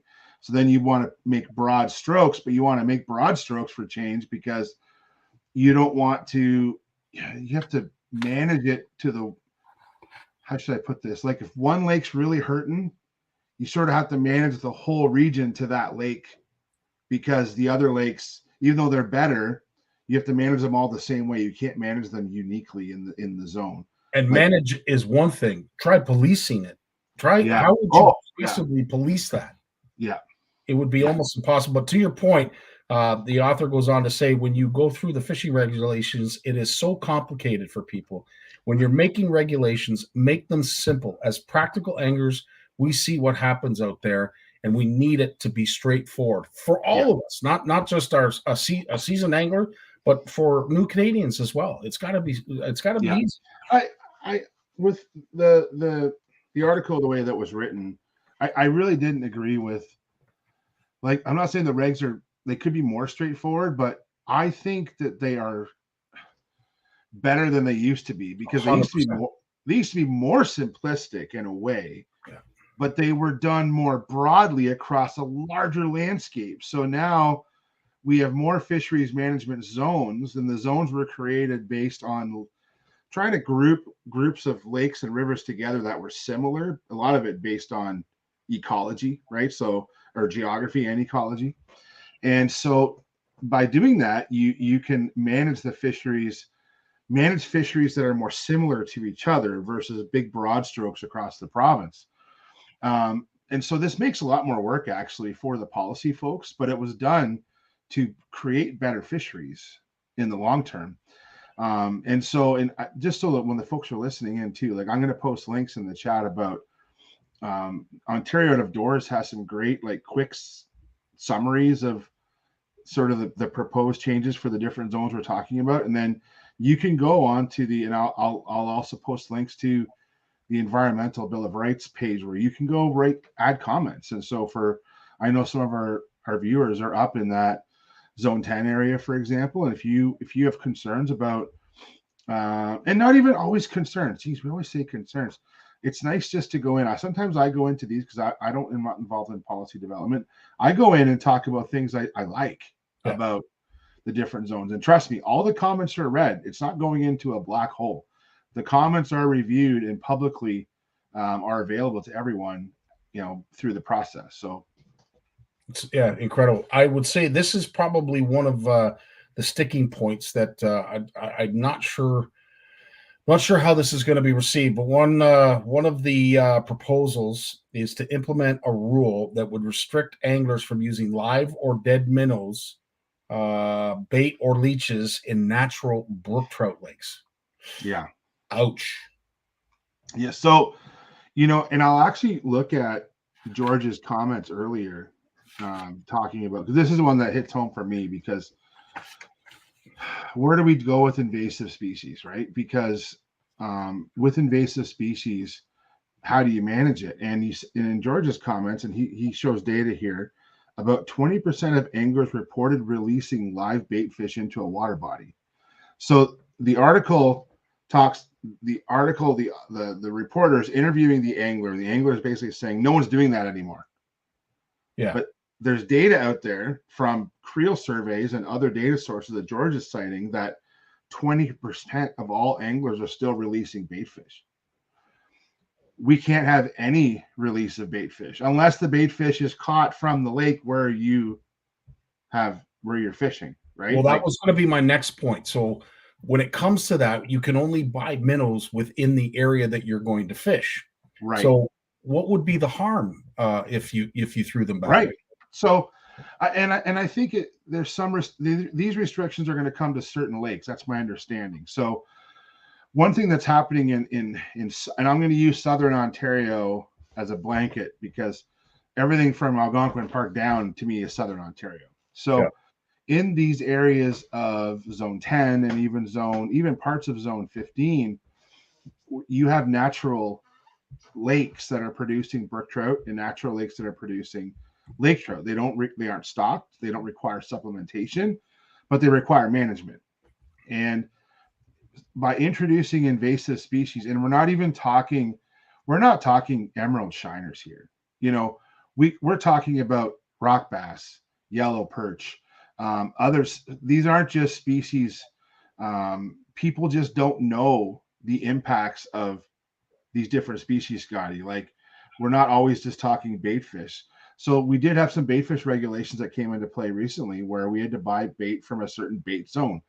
And I think those are still, those are being implemented now, as anglers, we're still going through adjustments with that, right? Understanding where can we get bait, where can we not get bait. In many jurisdictions across the country, live bait's not even allowed anymore. In Ontario, we're in a very unique situation. We actually, if you are a live bait angler, especially live minnows, you're very fortunate compared to the rest of Canada. Trust me, right? So, and I'm not going to say we're going to go down the road of no bait, but it's definitely a concern of fisheries managers because it keeps coming up. And so, Scotty, I really believe that it's hard. Some of these restrictions are a little bit hard to understand, but definitely the other side of the coin is that if we don't manage invasive species better, the policy folks will be held accountable by not just anglers on one side who want live bait, let's say, but there's going to be others from other non-government organizations like Nature Conservancy or others who might lobby and say you did not do enough to protect native brook trout populations. So George echoes your sentiment there in regards to the bass and yellow perch being added to brook trout lakes. And I guess my question, Jay, is who does this fall on? Does this fall on the retailer who's selling the bait fish, or is it on the commercial bait fishermen themselves, making sure that what they are providing their real retailers is properly sifted and looked through? I'm not sure how the law is actually enforced, but my understanding is, from my limited experience, is it's on everybody. So you as an angler cannot have illegal fish in your bag. The retailer cannot sell you illegal bait, and the harvester cannot sell you illegal bait. And everyone's responsible for those checks and balances through the process. And I know retailers who have been charged for having gobies in their tanks, and I'm not talking gobies like this. Yeah, I'm talking gobies like this. Yeah, right. And how do you manage that? It's very hard, and the easiest way to manage it is to not allow it. 100%. Right. So I guess this leads into Pete's question. Jason, why is Ontario the only province left in Canada we can still use live bait? Well, this is a family show, but Ontario does the most bitching about it. Like the Bait Fish Association in Ontario alone, OFEH and others, and I support all of them. Okay, like I support all resource users, but the reason why we still have bait fish industry the way it functions in Ontario is it's contributing to the resource. It's a millions of dollars every year. It's becoming less though, and I'm gonna make the guess that over time, through legislation, it's going to be harder and harder to get minnows, to get live bait. And I don't want to talk about worms. I'm talking about live fish. It's going to be harder to collect them, harder to transport them, harder to sell them, regulations, and it'll just fade out. Whereas, if you go out to Manitoba, Saskatchewan, I always found it interesting watching some of the, especially, on YouTube right now, all the ice fishing videos, the algorithm knows where my brain's at, right? So I'm getting ice fishing videos, and you see them, and these anglers like Clayton Chick Outdoors and others, they're using salted bait that they buy at the shop. That's what they use. Like that's so foreign to us in Ontario, but in other jurisdictions, that is the norm. So. Yeah. 100%. Sonia, I agree. Unfortunately, though, if we put it on the anglers totally, I don't know if we would get the results that we're looking for. That's just me thinking outside the box. Yeah, that's a hard one. Like, Sonia, I'll be honest with you. And, one of the reasons why I've taken a step back from social media over the past couple of years, last 6 months or 8 months especially, is the arguing with people about fish identification. Yeah. I teach fish identification at the Royal Ontario Museum to other biologists. Like that's one of my annual treks that I make every year with the ichthyology department, the ROM. And people will argue with me about fish identification online. The keyboard warriors even talking about, well, that's a bluegill or a pumpkin seed, for example. We're not talking about some rare minnow. Yeah. We're talking about common game species, recreational species that people argue about. You can't give people a test. It's impossible. It just isn't going to happen. So you have to manage that lowest common denominator. So where is the problem, and manage it that way. Unfortunately, if we could all know what all the species were, we wouldn't have to manage it differently. We would manage it in a way where maybe we could allow more live bait, because we all knew the difference between an invasive minnow species versus a native minnow species. 100%. But we don't. That's not going to happen. So yeah, George is sharing even more stuff. Great stuff. Because again, this is the science. This is the science back up what we're seeing as a trend, that perhaps maybe people are going to the artificial because of the new regulations. They're afraid they might do something wrong. Yeah, no, 100%. And I think just out of convenience too, like, speaking from my own experience, I will use minnows at times, especially ice fishing, usually for species like yellow perch. But my favorite bait of choice for ice fishing, if I'm going to use live bait, is maggots and waxworms. And those outfish minnows most days anyways. And I don't have to worry about bringing along water and keeping my minnows alive and all that kind of business. And never mind the cost of it. When it comes to fishing, money's not usually a problem when it comes to things like bait. But definitely, Scotty, like, George's point there, where a lot of anglers are going to artificial baits, and the artificial baits right now out there are incredible. Like all companies, Berkeley, and geez, I'm not a fool. Like I have lots of, I'm digging through my ice fishing stuff, right? So I got baits in here from all kinds of companies, like True North Baits and others. If I can't get it from Berkeley, I'm gonna get it from somewhere else, right? And I love supporting companies in the development of new baits, new technology like that too. So yeah, there's so much available out there that do we even need live bait? Do we need it? We want it, but do we need it? Yeah, and again, that is a slippery slope. Not something that I would want to declare an opinion, because there are folks that depend on it. I myself saw it firsthand when we were out on Lake Erie, the importance of live bait. I tried the plastics, even though it was an aggressive bite. They weren't hitting the plastics. They wanted the live bait, and I'm glad we had some minnows, or we probably would not have hauled in as many perch as we did. But yeah, Ed, 100% years ago, all sorts of fish species, and you still see it today. You'll pull out a bag, and you're going to have like the oddball thing in there that isn't supposed to be. And as Sonia has said, it would be great if the anglers were able to step in and take some ownership of that. But even if people don't even realize, like, so let's talk about they're common species, but you don't realize they're common. So if you and I, Scotty, went and pulled a bag seine off of Port Dover Beach, okay, so we go get a bag seine and we're going to pull it up because we're trying to catch emerald shiners for a bait shop. I'm going to tell you right now that in that seine, we're probably going to catch emerald shiners. We're going to catch spot tail shiners. We're going to catch mimic shiners. We're going to catch sand shiners. So spot tail shiners have a spot on their tail. They're all silvery with a spot on their tail. Fairly easy to distinguish from an emerald shiner. Mimic shiners, oh boy. Well, the difference between a mimic shiner and an emerald shiner is 10 anal rays versus 8 anal rays. And the difference between a sand shiner and a mimic shiner is 7 anal rays. So you're going to tell me that you got a little fish that is 20 to 30 millimeters long, and you're going a pinhead. We're talking a pin shiner, pinners, and you're going to count the anal rays? No, you're not. No.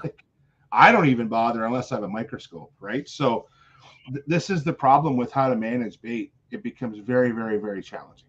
100%. Did you want to discuss Zone 15? I didn't get any of the proposed changes for Zone 15, but if you have them there, Jay, by all means. Yeah, Zone 15 is an interesting one, Scotty, and a lot of the changes are not surprising, but there's a couple that I want to talk about that really got me really interested in it. And some of these are pretty like sweeping changes. And this is a zone that I'm familiar with, having spent a lot of my life in the Peterborough, Kawartha area. So the big one for me that really stood out, Scotty, is there's two sections in the Ontario Out of Doors article, and the link that I posted really, really summarizes it well. And it's protecting natural lake trout lakes and brook trout lakes. So in lake trout lakes, they're going to have a stricter slot size, no problem with that. But there's going to be a new season. In lakes under 500 hectares, there will be no winter fishery, 0 winter fishery. Interesting. These are lakes that have naturally reproducing lake trout. Okay, if there are lakes that have stocked lake trout, they will have no winter fishery. In lakes over 500 hectares, so these are lakes probably like Drag Lake, Halliburton Lake, these bigger lakes in that area, they will have a winter fishery, but it's going to be like that fishery they have over in the Muskoka, Scott. Like Lake Joe has that 1 month fishery. Yep. Basically middle of February till middle of March. It'll be like that. It'll be like a trophy fishery only, a trophy season only. And I thought that was a little bit harsh, but it shows the real desire to better manage or try to better manage natural trout lakes. And so even in that zone too, there are lakes that are stocked with put and take for lake trout. There's lakes that are put and take for brook trout, but there's natural brook trout lakes too, where they're going to have stricter regulations in place, just to protect them better. So, yeah. So it does. I agree. Yeah. Well, George, that's what I agree with you. I know a lot of people think that it's south of 7, north of 7. I think of Algonquin Park south as the southern boundary line. Although Algonquin Park is a very unique fishery in itself, just the lakes there, the way they are geographically. But I agree with you. It is, the zone 15 is a southern zone, and these lakes are under a lot of pressure. Now, there's some interesting ones, though, too, for zone 15, Scotty. In zone 15, they're going to bring bass season in line with zone 20 and zone 17. So 17, 18, and 20 opened the third Saturday in June. Yeah. And we talked on this show about, well, why do these zones have the third Saturday and other zones don't have that? How can bass be that much different in zone 15? And even where I live, zone 16 and 19, which is Erie and the inland parts of southwestern Ontario. And so I see that in zone 15, they're proposing the third Saturday in June, which brings bass season more in line with the rest of the southern part of the province, which I think is good news. So there's good for the anglers. Yeah. I don't know about the bass, as I said. How often are we pulling bass off spawning beds as it is now? I think the risk we take with any change, though, so we're providing a better opportunity for anglers. But my biggest fear is always, will we go backwards if we need to? If the data shows we made a change, didn't work, can we go backwards? Yeah. So as progressive as we're being in this discussion, I often worry about, will we go backwards if we need to, if the science tells us? And I know you always talk about that. At the end of the day, I don't think we're necessarily worried about the harvest of bass. It's just just getting them off the beds that perhaps we have a late spring and we have a slow warm up that we might end up doing harm for the future year classes. But when it comes to bass, I don't know too many people that harvest. No. So in terms of the harvest each year, the yearly harvest, the yearly take, I don't think we have to worry about that. It's just what effects is it going to have on the spawn? Well, one thing about bass too is I think that in these zones, so here's how we're going to talk risk management here. So we are going to allow, the regulators are going to allow more bass fishing opportunity. That will take pressure off of the other species, right? So yes, bass might get harvested earlier. They might be taken off their beds, but the bass population can probably survive some of that better than, let's say, the walleye population in zone 15, which is on a downward decline faster than, or let's say they're not doing as well as the bass are. So it's the shell game. It's trying to take the attention off one species and put it on another species. Right? I think that's a really good point. I think that's an important thing when we get looking at these zones and providing opportunity. We had a great discussion with George last year on this show about Nipissing, where we talked about having basically a wide open bass season to help the walleye fishery on Nipissing. Yeah. And the bass data from Nipissing suggests that it's as good a bass fishery as Simcoe and Erie and these other great bass fisheries in southern Ontario. So Sonia's asking a good question, and I'll maybe let you clear that up. She was just asking to specify, is it largemouth, is it smallmouth, or is it both? Okay, so Sonia, the only zone that I'm aware of that has 2 bass seasons is zone 20, which is Lake Ontario. and the St. Lawrence River. Okay. And what's going on there is bass season there opens the third Saturday in June for largemouth only. And then smallmouth opens the first Saturday in July, which is 2 weeks after. All the other zones that I'm aware of right now, and I could be wrong on this, but from my knowledge, every other zone in the southern province, so basically zones,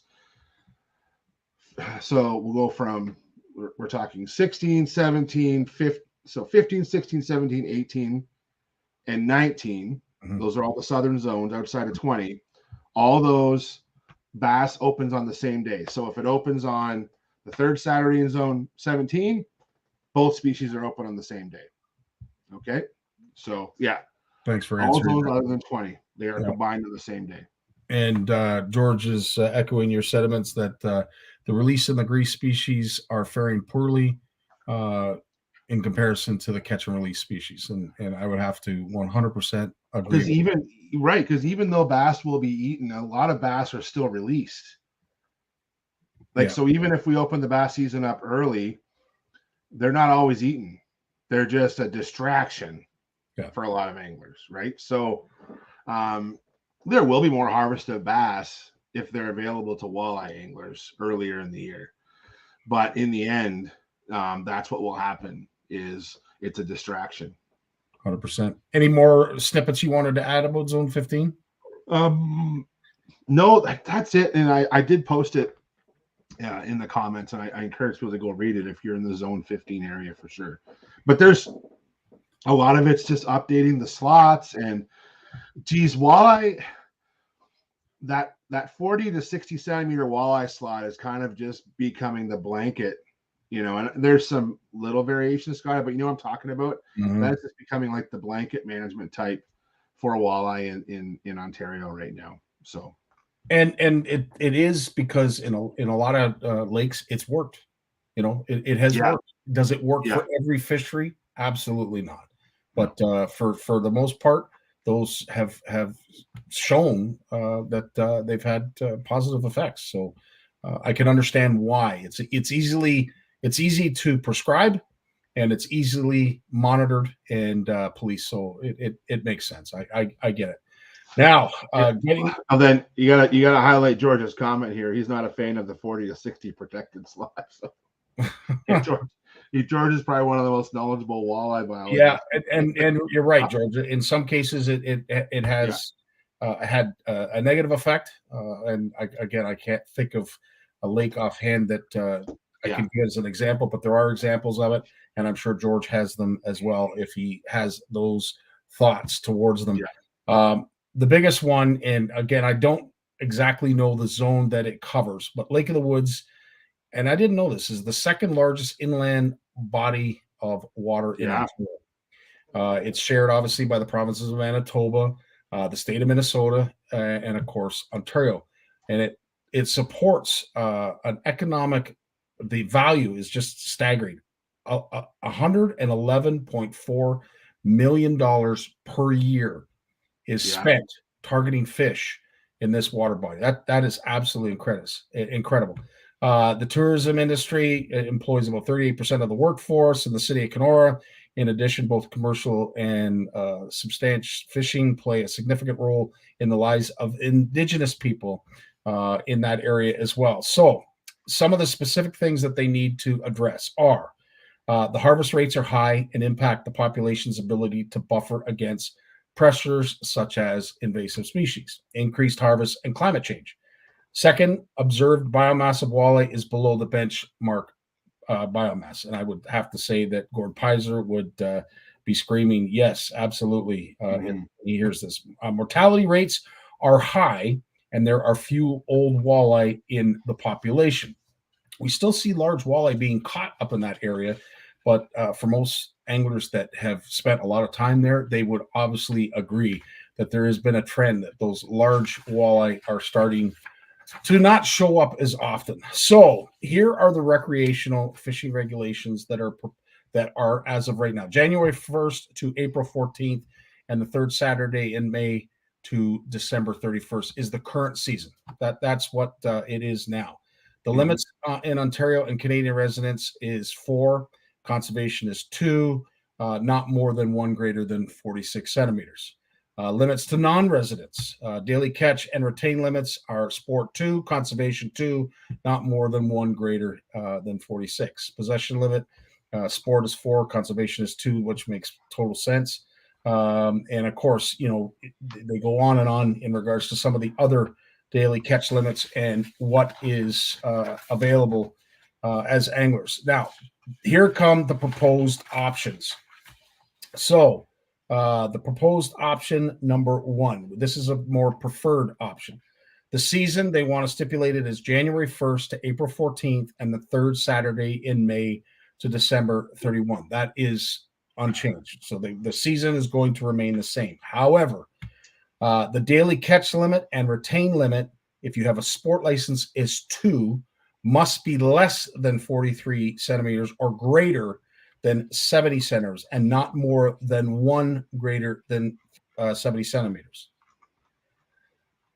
I don't know if I agree with that. Conservation is you're allowed 1, must be less than 43 centimeters. Makes sense. Possession limit, your sport is 4, must be less than 43 centimeters or greater than 70 centimeters, and not more than 1 greater than 70 centimeters. And I would have to say in most bodies of water up in the far north, that has typically been what it is. It has always been. Now, the alternate option, and this will raise a lot of eyebrows, the season will remain unchanged. So again, January 1st, April 14th, third Saturday in May to December 31st.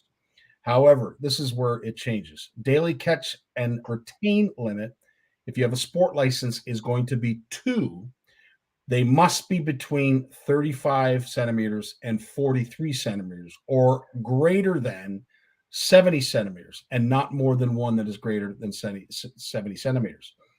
A conservation is only 1, must be between 35 and 43. And a possession limit, if you have a sport, is 4, must be between 35 and 43 or greater or 1 greater than 70 centimeters and not more than that 1.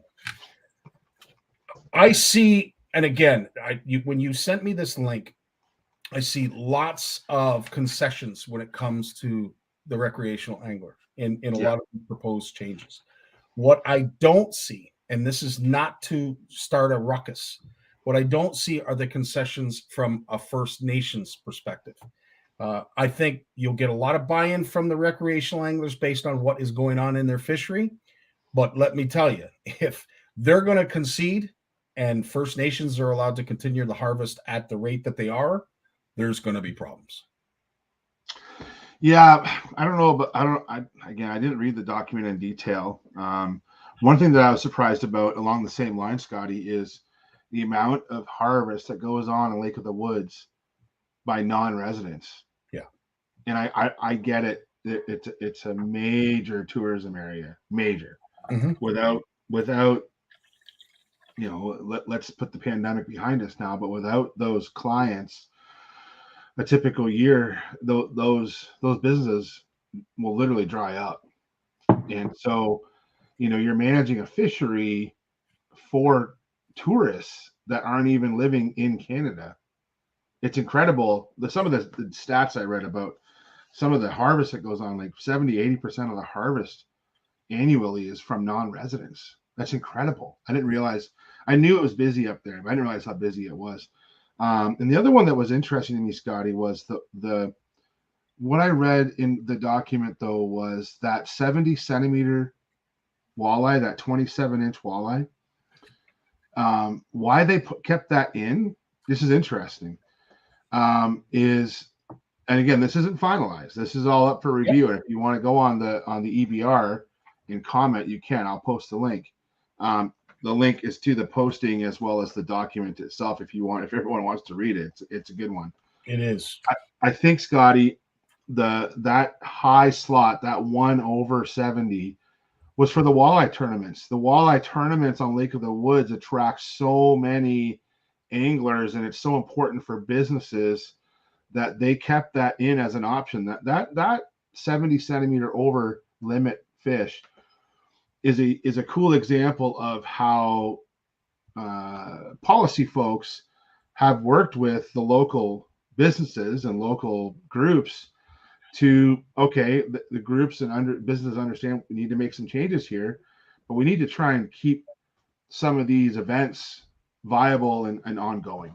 Mhm. And that's why they included that 70 Well, centimeter fish. when you see numbers like $111.4 million per year as an expenditure, I mean that's nothing to gawk at, and or it's you can't not take that into consideration. That that community obviously depends on that. People's livelihoods are at risk if we do anything that's too drastic. And it's funny because I thought the same thing when we were talking about the Zone 10 predicted or proposed restrictions and changes, that the Northern Ontario Walleye Trail, they're going to have a hard time hosting a tournament in that area if they're not allowed that over, because that is crucial when it comes to their tournament success. And this is catering to that, which is good if it's that important. However, I've always been a huge believer that big fish produce big fish, and those big hens, I would rather 10% viable eggs come from a 10-pound walleye. If it's only 10% of those good eggs, I would rather that than 100% of a 3-pound counterpart. I just believe that big fish. And I wonder too, it's too bad that there isn't more flexibility in exemptions. So for example, years ago, the Ontario Bass Nation had a bass divisional. So 8 different states came to Ontario, fished in Georgian Bay. At the time, the bass limit in Georgian Bay was only 3 bass instead of the 6. Okay. So to host the event at Georgian Bay, the Ontario Bass Nation helped to leverage an exemption for that event through the ministry. So an exemption was given for that event. And it makes me think that, why don't we just use exemptions? Why do we have the big fish exemption for special events? It's justified. You want to attract anglers, and you can't harvest big fish all the time. But maybe the compromise is to have it for special events, like tournaments, for a weekend here, a weekend there. Mm-hmm. Apply for an exemption, just like you apply for a permit, like even a sampling permit, or something like that. Mm-hmm. I'm not trying to make more work for anybody out there, but I wonder if that is a way to mitigate some of this, where we, instead of making broad sweeping changes, we talked about this, why not just have some exemptions for certain events or certain locations at certain times that still allows the positive economic impacts that we don't want to lose, but in the long term, we're not having people keeping their 1/70 all the time, just for that 1 or 2 event every year on that one lake, right? And you know what? I would say that the common sense person out there would probably agree with you. As I see it as a problem, if you do one for one, you've got to do it for all. Yeah. And I think that will cause animosity amongst the area, the region, and of course those who enjoy that fishery. Again, there is going to be no perfect solution, but as Sonia has said, if we don't do something now, what's the future going to look like? And Gord Pizer has been saying it since the 90s, that the pressure on Lake of the Woods and the Red River area has had him concerned for a number of years. And unfortunately, now he's seeing it firsthand, that his concern is seen through fruition. So, Tony's comment there about sturgeon regulations is interesting, because in Ontario we have this rule that if you catch a fish, we have catch and release seasons now for bass, for example, in Zone 20 in this early spring, and you can't take a picture of those fish. It's considered you're possessing it for too long. It's immediate release if it's, and we've talked about this with muskie before, Scotty, as another example, right? So if there's zero harvest allowed, zero possession allowed on a certain species, if it's caught, it must be released right away. This was also the case in New York for a long time. New York has had a catch and release bass season for probably close to 20 years. And at one point, and not that long ago, they changed the rules. They allowed you to hold your, basically, you can hold your fish for a picture before you let it go. And so for a lot of these species like bass, muskie, sturgeon, that at certain places and under certain conditions are immediate catch and release, it would be really nice to have Ontario change their photo rules, because these anglers are going to release these fish at boat side. They're not going to hold it in their live well. Like, they're going to release this fish right away, but let them take a picture and do it legally. Mm-hmm. Right. So that's a lost opportunity. And I hope that changes. 100%. Corey, to your point, when it comes to climate change, it's not the only reason. It's just one factor, I would say, amongst a bunch that are taken into consideration when it comes to these proposals. But at the end of the day, you've got to do something. And just watching this unsustainable take happen year after year after year is not doing anybody any good. No. So. You know, and there are places that, you know, we could talk about climate change, and, you know, we don't want to, I'm not going to get in an argument about scam or not. There are places and species that are benefiting or getting better from climate change. Like bass are doing better as growing season increases. That's why we've extended opening a bass season to the third Saturday in June. Yeah, because for the most part, for the majority, bass are spawning earlier every year. And it's not always the case. There's variability across time, but over the past couple of decades of data has shown that bass have increased their spawning date. That is fallen back. Yeah. And so some species are benefiting from climate change, and others, like brook trout and lake trout, they're not benefiting from climate change. As we see subtle changes in stream temperatures in the southern part of the province, even where I live, Scotty, I have brook trout literally within a mile of my house. They're not big, they're not trophy brook trout, but they are brook trout. They are in serious jeopardy because of longer, hotter summers, more extreme temperatures, and it's amazing they're still persisting where they are. So, you know, and, you know, I don't want to get into the arguments about climate change, but it is a thing, and we need to manage fisheries, and we need to think about climate change as one of the cards in our hand. When we're looking at fisheries management, it's all these different cards, and one of the cards in your hand better be climate change. 100%. I would have to agree, George. If you want to get involved and have a voice, there are deadlines to how long you have to do that. Zone 10, it is December 12th. I believe for the Lake of the Woods, it's the end of November. So it's rapidly approaching. The links that Jason has shared with us, make sure you go on them and have a voice. It's very straightforward. If you go to the article, you'll see you can issue a comment just like that. There's not a lot to it. But again, you have that opportunity.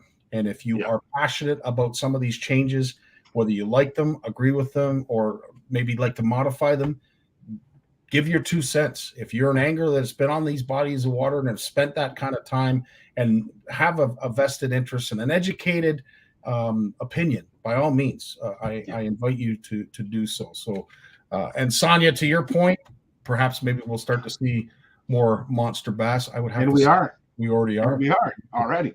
Yeah. 100%. Jay, it's this is the first time we've gone to 2 hours, my friend. But as we have said, this is there's a lot of information that anglers need to get to know, need to digest, and hopefully have an opinion coming forward. Because as I said, there are deadlines to when you can raise those comments and make suggestions of change. But I invite you to do so. But Jay, as always, thanks so much for doing this, my friend. We can't thank you enough. Thanks, everyone. We'll see you next week. Right on. All right. And with that, again, thanks to all of our legacy members, Steve and Walt, who continue to do the edits. To you, the CFNers, our community. Again, I can't thank you folks enough for coming here every Monday and spending some time just saying hello. It is a long show, 2 hours, and anybody who's been here from start to finish, God bless you. And I look forward to seeing some of your angling picks in the very near future, as we'd like to feature you. It's all about our community.